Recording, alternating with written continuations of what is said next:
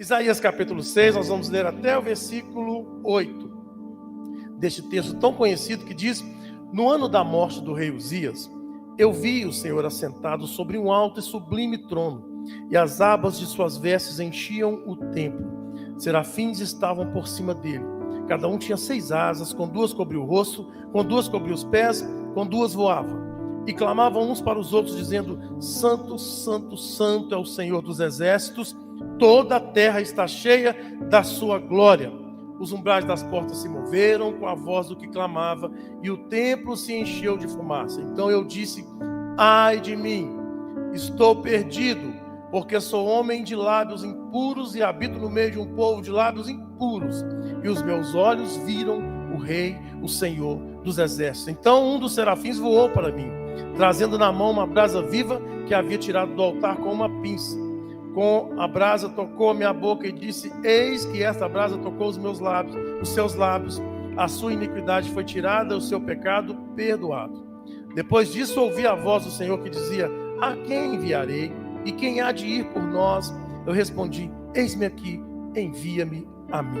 Pai querido, é a tua palavra, possui aqui aspectos importantes da nossa jornada, da nossa vida, da nossa trajetória. Nós queremos nos inclinar diante da tua palavra hoje como igreja. Tu possas falar aos nossos corações.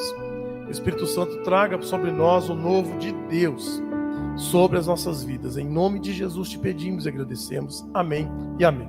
Pode se sentar. Muito obrigado, meus irmãos. Graças a Deus. Meus irmãos, nós temos diante de nós esse texto tão conhecido, tão importante. Eu gostaria de tecer alguns comentários. Nós comentamos ontem, mas hoje com toda a igreja. Esse texto é um texto fundamental na trajetória de um crente do Senhor, de um servo de Deus. E de uma forma tão marcante, e às vezes nós passamos por cima sem muito entendimento, não sem entendimento, mas sem prestar a devida atenção do texto, que ele diz já no início, um marco temporal. Foi no ano em que morreu o rei Uzias. Somente até aqui já merece para nós um sermão de uns 50 minutos. Eu gostaria de investir um pouco do nosso tempo refletindo sobre isso, sobre essa morte desse Uzias. Porque se nós lermos o texto, a trajetória dos reis de Israel, ali, primeiro, segundo Samuel, primeiro, segundo Crônicas e os 2 históricos de reis, nós veremos que dos reis de Judá, Uzias não foi dos piores, pelo menos em início de carreira.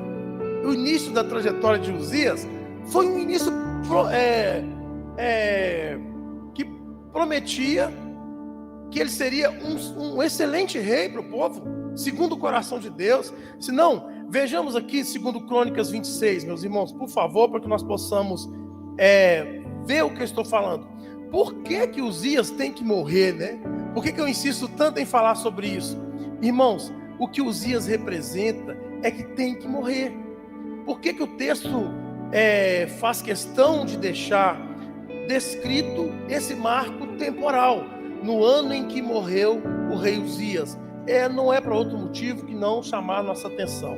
Em 2 Crônicas 26, nós vamos ler alguma coisa acerca de Uzias, a partir do verso, lá no início, mas nós vamos ler aqui no verso 1, depois eu pulo.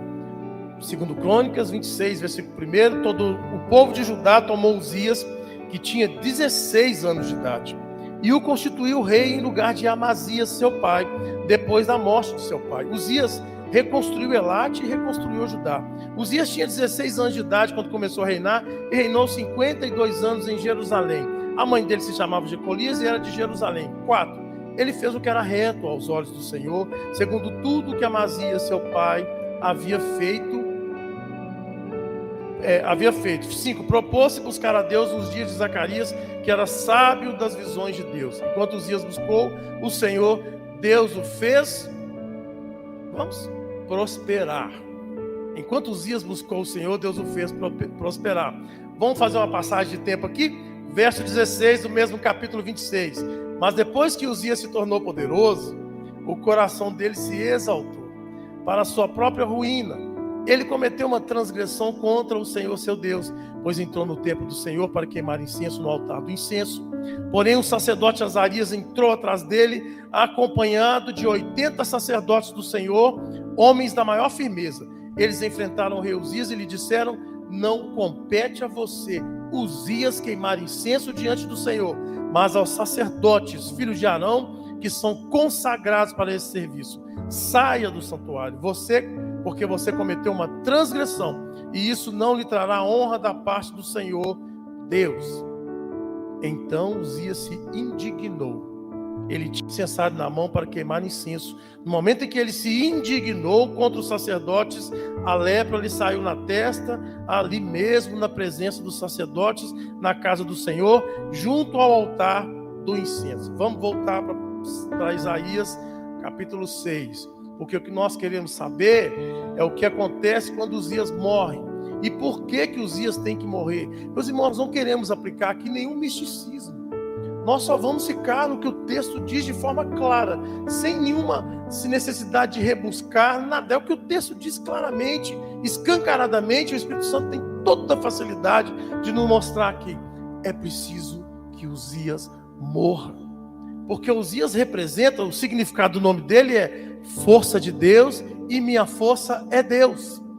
Quando Uzias nasceu, certamente seus pais já o dedicaram ao Senhor, com essa expectativa de que ele seria alguém que nunca se estribaria no seu próprio conhecimento.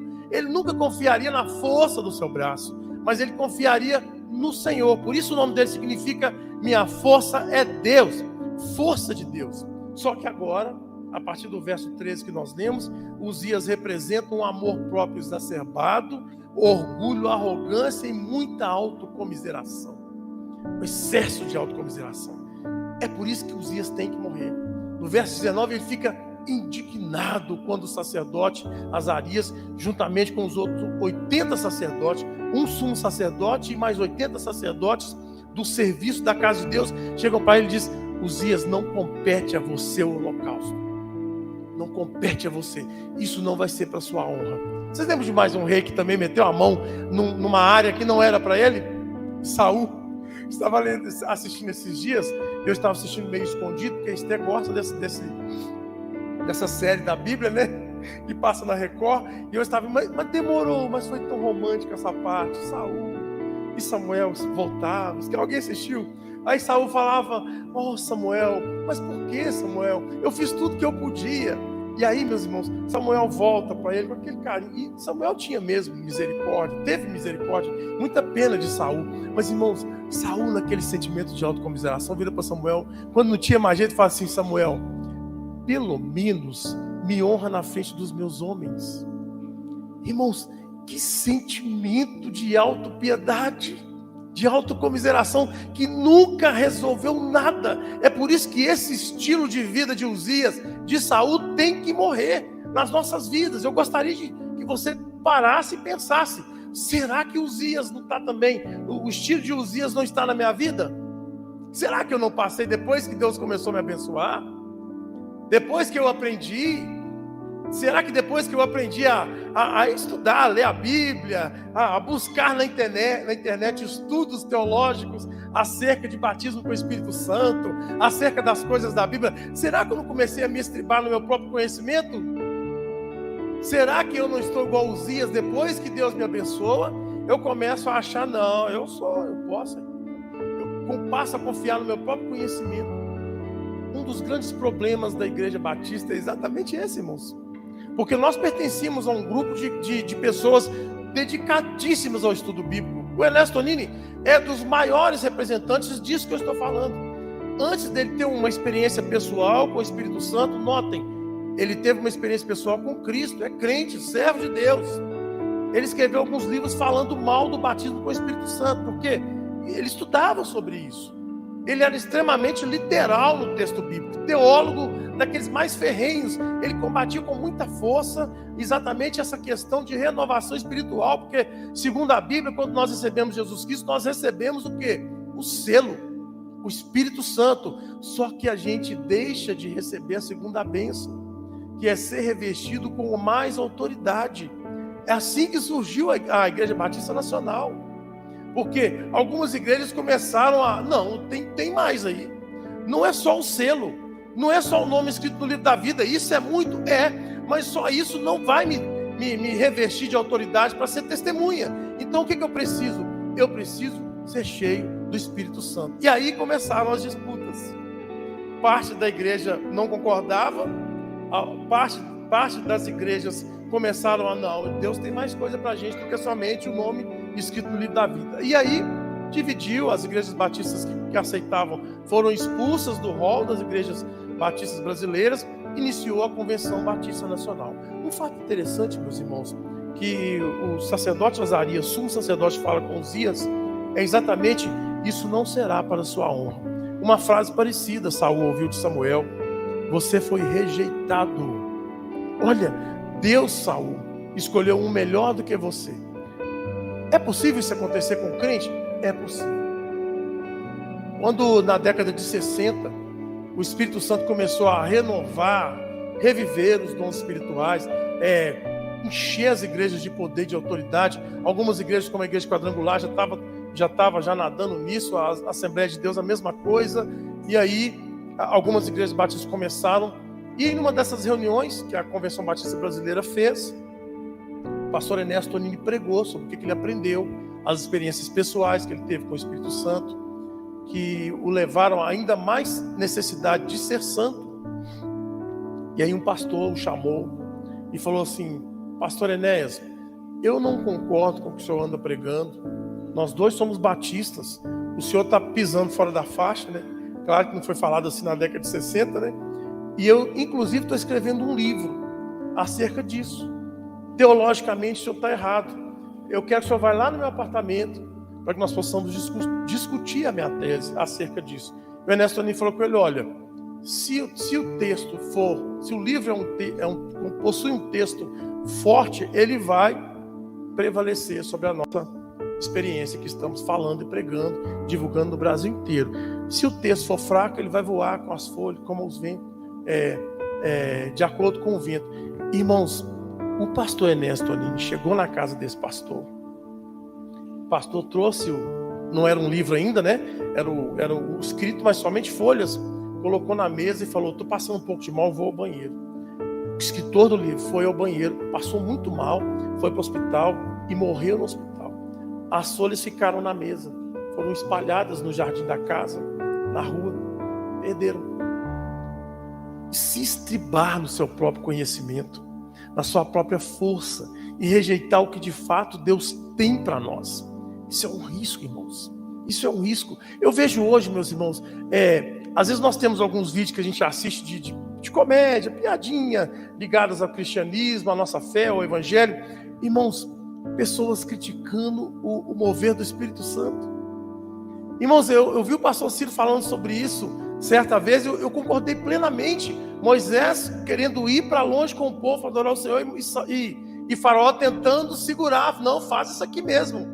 E o pastor Ciro, meio que conjecturando, ele fala assim: imagina Moisés falando: olha, quando nós começarmos a fazer festa, Deus vai visitar esse povo, vocês vão ver coisas esquisitas que vocês não vão entender, vão ficar horrorizados. Ainda mais o povo do Egito, que horroriza com tudo. É melhor a gente ir para longe. Irmãos, quando nós nos reunimos, o dono da igreja pode fazer com a gente o que ele quer ou não pode? Certamente o que está em 1 Coríntios capítulo 4, né, verso 13, tem que ser observado. Tudo é para a edificação da igreja, tudo tem que ser feito. As línguas que forem porventura distribuídas, as profecias que forem faladas, né, as traduções, tudo que ocorrer tem que ser para a edificação do corpo de Cristo. Porque senão eu vou falar em línguas lá no meu quarto, é só para mim, ok. Mas para a edificação da igreja tem que ser com certa ordem. Isso é bíblico, está? O apóstolo Paulo ensinou muito bem. Os homens os colunas da Renovação Batista Nacional entenderam isso muito bem. Não há desordem. Mas, irmãos, nós não temos direito de achar que nós somos esse povo pentecostal. Ninguém pode fazer isso, irmãos. Nós não podemos achar que nós podemos estribar na nossa teologia, na nossa própria força e começar a querer criticar o que Deus quer fazer, porque Deus quer fazer na nossa geração. E se nós não enxergarmos isso agora, a nossa geração vai passar e Deus vai escolher um melhor do que nós, porque a gente acha, como Saul e como Uzias, que a gente pode dar palpite nas coisas do Espírito Santo. O momento agora é de buscar o Espírito Santo e de reconhecer: Senhor, o que há a exemplo de Uzias em mim precisa morrer, porque no ano em que morreu o rei Uzias, eu vi o Senhor. Isaías já era um servo de Deus, já pregava, só que agora ele tem um chamado muito mais forte, muito mais potente da mão de Deus, para falar que Jotão, o segundo rei que veio depois de Uzias, também tinha coisas para consertar. E o povo de Israel, o povo de Deus, o povo em Jerusalém, tinha coisas para consertar. Por isso agora Isaías tinha uma autoridade muito mais forte do que antes desse momento em que declara o texto, no ano em que morreu o rei Uzias. E o que acontece quando Uzias morre? Os olhos se abrem, porque no verso 1 ele diz: no ano em que morreu o rei Uzias, eu vi o Senhor assentado sobre um alto e sublime trono. Então esse estilo de Uzias de ser, meus irmãos, tem que morrer. Aquele sentimento de autoconfiança, autopiedade, autocomiseração. Ninguém pode chamar minha atenção porque não, me ofendeu, isso foi contra a minha dignidade. Não tem dignidade diante do Espírito Santo. Ele é o dono da igreja, ele chama para o concerto, ele leva no deserto, ele fala conosco da forma que ele quer. E ele vai conduzir a igreja do jeito que ele quiser, queira você e eu ou não queiramos. Ele vai fazer o que ele quiser. Meus irmãos, o momento agora é de nós olharmos e falarmos: Pai, qual é a tua vontade? Mata em mim tudo que tem de Uzias, porque eu quero ver o Senhor e o ambiente da sua glória movimentando toda a minha vida, todo o universo que me envolve. Eu quero ver o Senhor assentado sobre um alto e sublime trono.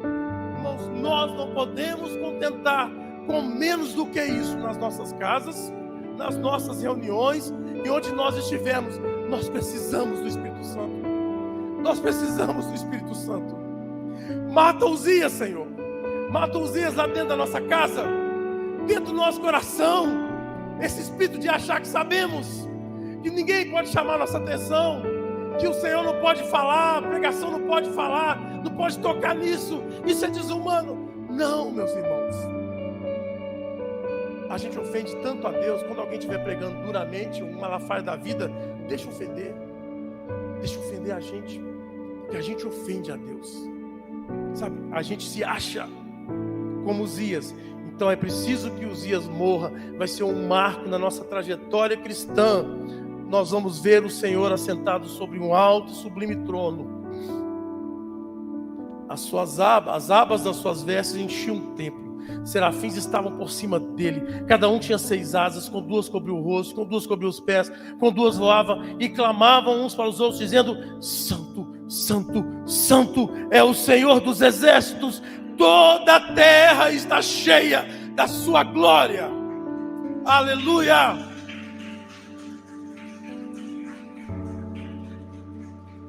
Nós não podemos nos contentar com menos do que isso na nossa vida cristã, meus irmãos. A nossa terra tem que ser cheia da glória do Senhor.